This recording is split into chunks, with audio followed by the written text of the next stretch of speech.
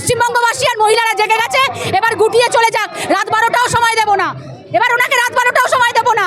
আমাদেরকে সময় পেতে দিয়েছে তো 8টার পরে যাতে মহিলারা না বেরোয়, ওনাকে ওই সময়টাও দেবো না। ওনার সময় এবার পালাবার এসছে। শুনুন, সব জায়গাতেই চেষ্টা করেছে, আপনার পার্ক স্ট্রিটের সুজের থেকে শুরু করেছে, আজকে দুর্গাপুরে গিয়ে শেষ করেছে।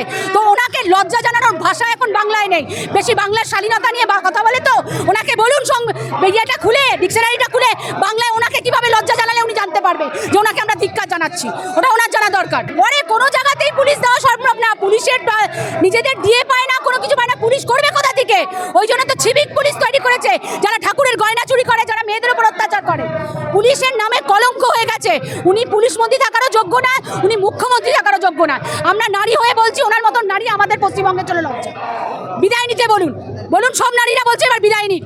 উনি আসলে ঘড়ি দেখতে ভুলে গেছে, ওটা রাত 12টা ছিল না, মেয়েটি 8টার সময় তার খাবার কিনতে বেরিয়েছিল। ওনার মাথাটা পুরোটাই গেছে, উনি কান আর চোখের মধ্যেখানের হাড়ের কথা বুঝতে পারে না। আমাদের খগেন মুর্মু মহাশয়কে যেভাবে মেরে উনি ফাটিয়ে দিয়েছে, ওনার চেলারা, ওনার ভাইরা, তারপরে উনি দেখে এসে বলেছে কানের পাশে একটুখানি চোট পেয়েছে।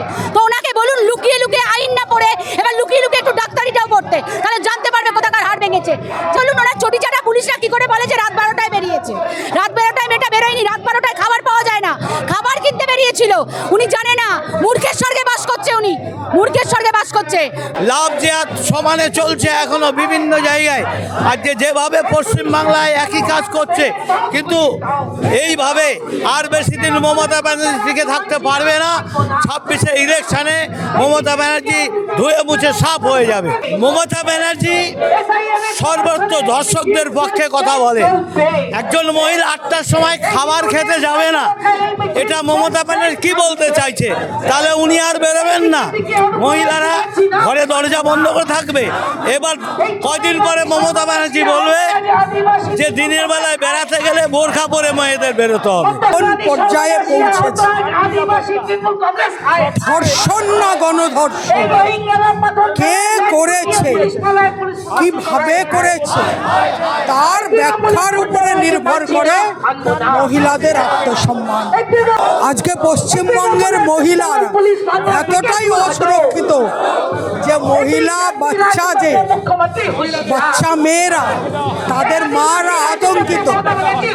মুখ্যমন্ত্রী যেখানে নিজে বলেন মহিলাদের রাতে বেরোনোর দরকার নেই, সেই মুখ্যমন্ত্রীকে বলছি আপনি বোরখা পরে ঘরে বসে থাকুন। পশ্চিমবঙ্গের দায়িত্ব আপনাকে নিতে হবে না। কোন মেয়ের ধর্ষণ না গণধর্ষণ, এটা ইস্যু নয়। ইস্যু ডাক্তারি পড়ুয়া ছাত্রী, ইস্যু অন্য প্রদেশের ছাত্রী।